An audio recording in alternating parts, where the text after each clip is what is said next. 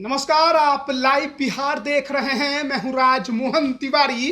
2024 लोकसभा चुनाव को लेकर अब जेडीयू सांसदों को घेरने की शुरुआत बीजेपी या फिर कहिए एनडीए की तरफ से शुरू कर दी गई है। 40 लोकसभा की सीटें हैं बिहार में। 2019 के चुनाव में 39 सीटों पर एनडीए को जीत मिली थी, लेकिन 2024 में उस करिश्मे को दोहरा पाना एनडीए के लिए आसान नहीं, क्योंकि नीतीश कुमार अब बीजेपी के साथ नहीं होकर आरजेडी और कांग्रेस के साथ मिल चुके हैं। ऐसे में अब देखिए, लगातार जेडीयू के राष्ट्रीय अध्यक्ष ललन सिंह बीजेपी के केंद्रीय नेतृत्व पर जोरदार हमला करते हैं। अमित शाह और पीएम मोदी को निशाने पर रखते हैं। ऐसे में लगातार ये बातें चर्चा में आ रही है कि बीजेपी ललन सिंह को हराने के लिए अपना पूरा ताकत झोंक देगी।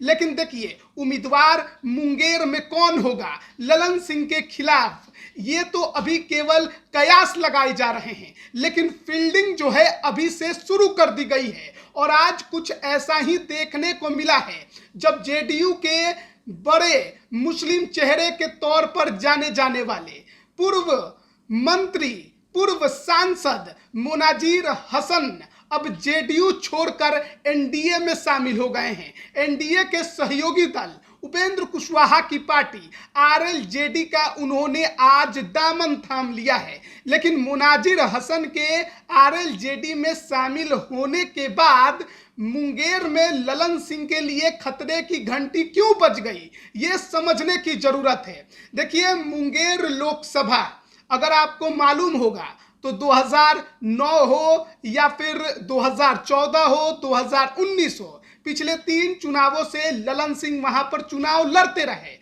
एनडीए में रहे तो चुनाव जीते, एनडीए से बाहर हटे तो चुनाव नहीं जीत पाए। और जो चुनाव वो नहीं जीते वो 2014 का साल था, जब सूरजभान सिंह की पत्नी वीणा देवी ने लोजपा के टिकट पर उनको हरा दिया था। लेकिन 2024 आ गया है, ललन सिंह पार्टी के राष्ट्रीय अध्यक्ष बन गए हैं। नीतीश कुमार की पार्टी के बीजेपी को हराने के लिए नया गठबंधन जो बना बिहार में, उसके सूत्रधार उन्हें ही माना जाता है। और बीजेपी के ऊपर जो कटाक्ष करते हैं, बीजेपी इतनी आसानी से उसे भूलने वाली नहीं है। बीते दिनों केंद्रीय गृह मंत्री अमित शाह ने भी मुंगेर के लखीसराय में बड़ी रैली की, और इसी से आप अंदाजा लगा लीजिए कि मुंगेर को लेकर बीजेपी कितना ज्यादा अभी से तैयारी कर रही है।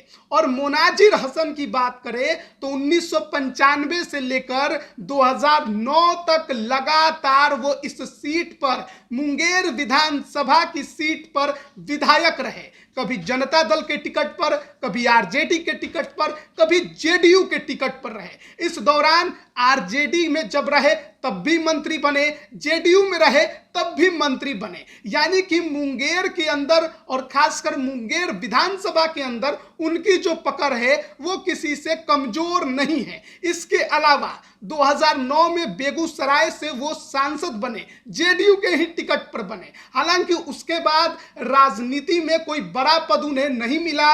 2014 में जब फिर से लोकसभा के चुनाव थे, नीतीश कुमार अकेले मैदान में उतरे थे, उस दौरान उन्होंने बीजेपी का दामन थाम लिया था। लेकिन 2015 में बीजेपी ने उन्हें टिकट नहीं दिया, तो फिर विरोध के स्वर उनके मुंह से निकले और बीजेपी ने उन्हें 6 वर्षों के लिए निष्कासित कर दिया था। लेकिन फिर 2018 में एक बार फिर से जेडीयू में उनकी वापसी हुई, लेकिन अभी भी राजनीति में कुछ हासिल नहीं कर पाए। यानी कि राजनीतिक तौर पर हाशिए पे धकेल दिए गए। 2020 में भी कोई बड़ी सक्रियता उनकी नहीं रही। लेकिन अब 2023 आ गया है, 2024 लोकसभा का चुनाव है, और उससे पहले मुनाजिर हसन ने एक बार फिर से राजनीतिक रास्ता अपना बदला है और अब जेडीयू छोड़कर एक बार फिर एनडीए में आए हैं और उपेंद्र कुशवाहा की पार्टी का दामन थामा है। ऐसे में 24 को लेकर कई तरह की चर्चाएं हैं। एक चर्चा है कि अगर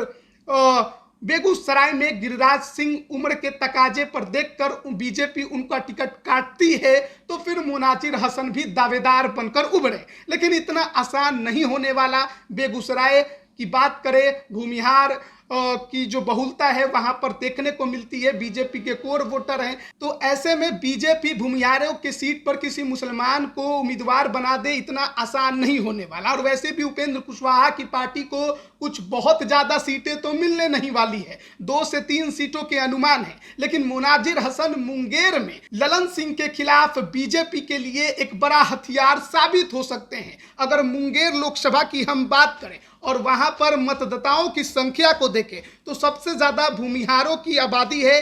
मतदाता उनके हैं 4 लाख, इसके अलावा अन्य सवर्ण 1.5 लाख, यादव 2 लाख, मुसलमान मतदाता हैं उनकी भी संख्या लगभग 2 लाख है। कोयरी कुर्मी धानुक 2,75,000, दलित महादलित 2.25 लाख, वैश्य 2 लाख और अति पिछड़ा लगभग 2 लाख के आसपास है, जो कि गैर धानुक अति पिछड़ा है। तो ऐसे में 2 लाख जो मुसलमान वोटर हैं वो बड़ा फैक्टर मुंगेर में साबित होंगे। और मुनाजिर हसन कभी जेडीयू में रहे, कभी आरजेडी में रहे, यानी लालू नीतीश के साथ रहे, तो कहीं ना कहीं संगठन पर उनकी पकड़ रही है और अपने क्षेत्र में मुसलमान वोटरों पर उनकी अच्छी पकड़ रही है।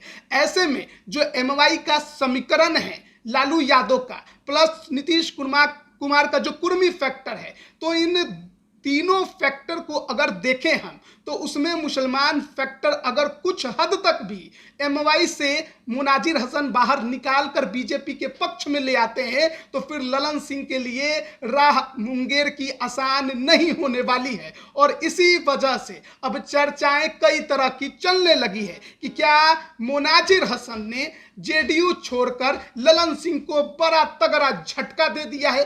क्या सच में मुनाजिर हसन मुंगेर में ललन सिंह को चुनावी मैदान में हराने के एक बड़े हथियार साबित होंगे, और कितने बड़े हथियार साबित होंगे, बीजेपी कैसे उनका इस्तेमाल करेगी, इसको लेकर अब चर्चाएं तेज हैं। देखिए, मुंगेर लोकसभा की सीट पर भी मुनाजिर हसन एक बार 2004 में चुनाव लड़ चुके हैं और उस दौरान जयप्रकाश नारायण यादव आरजेडी उम्मीदवार से उन्हें शिकस्त झेलनी पड़ी थी। जेडीयू से वो उम्मीदवार बने थे, दूसरे नंबर पर रहे थे, यानी कि अंदाजा आप लगा सकते हैं कि मुंगेर के क्षेत्र में मुनाजिर हसन की कितनी पकड़ हो सकती है और जेडीयू आरजेडी के लिए वो कितने बड़े झटके के तौर पर उभर कर सामने आ सकते हैं। अब तो देखना बड़ा दिलचस्प होगा।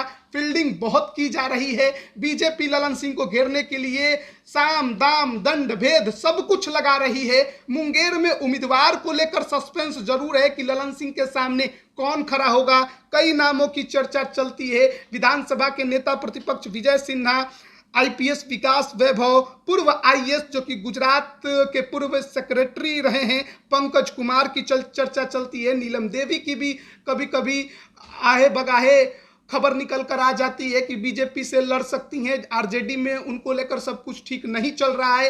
अनंत सिंह चाहते हैं कि तेजस्वी उनको मंत्री बनाए, लेकिन वहीं पर जाकर मामला फंस गया है। तो चर्चाएं कई तरह के चल रहे हैं। बीना देवी सूरजभान सिंह की जो पत्नी है उनको लेकर भी चर्चा चल रही है। लेकिन इन सब के बीच मुनाजिर हसन ने उपेंद्र कुशवाहा की पार्टी का दामन थामा है, लेकिन कहीं ना कहीं नुकसान की खबरें ललन सिंह के लिए ज्यादा निकल कर सामने आ रही हैं। 24 में ललन सिंह को हराने को लेकर एनडीए ने अभी से फील्डिंग करनी शुरू कर दी है।